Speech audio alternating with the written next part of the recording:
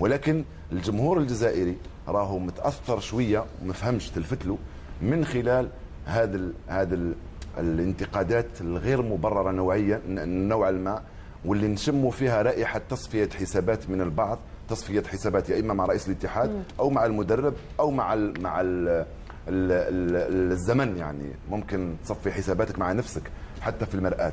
المحللين ولا ما سمعت ولا محلل جزائري لحد اليوم ولا قريت ولا سمعت وقال حاجه ربما راح نفاجئكم بها، وهذه من احصائيات الاتحاد الافريقي، عنده لجان فنيه تعمل احصائيات بعد نهايه كل مباراه. صحيح. تعرف في مباراه الطوغو عناصر المنتخب الجزائري كم عملوا من باس؟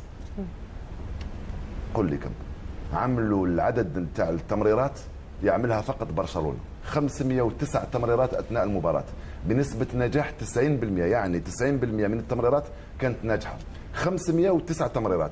شوفوا الارقام تاع برشلونه، هذاك علاه جات الهجمه مره تمريرات التمريرات، ولكن الفرق كيف فما شويه تصويبات. لا، الفرق في برشلونه وبين الجزائر، برشلونه عندهم ميسي، برشلونه عندهم بيدرو، برشلونه عندهم انيستا، برشلونه عندهم تشافي، عندهم برشلونه هم اللي يصنعوا الفارق اللاعبين.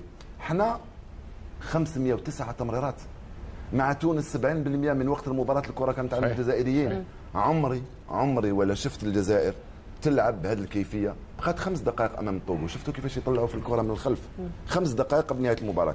في ال5 دقائق الاخيره انا نعرف شفت الكره الارجنتين يرميوا كرات عاليه والبرازيل ومش عارف واش يرميوا كرات عاليه باش يعدل النتيجه. بدر الدين مش عارف لا ماكش موافق ولا راك تستنى فيا في كاش ربما كابتن بدر الدين يريد شايف السكوت علامه الرضا ام هناك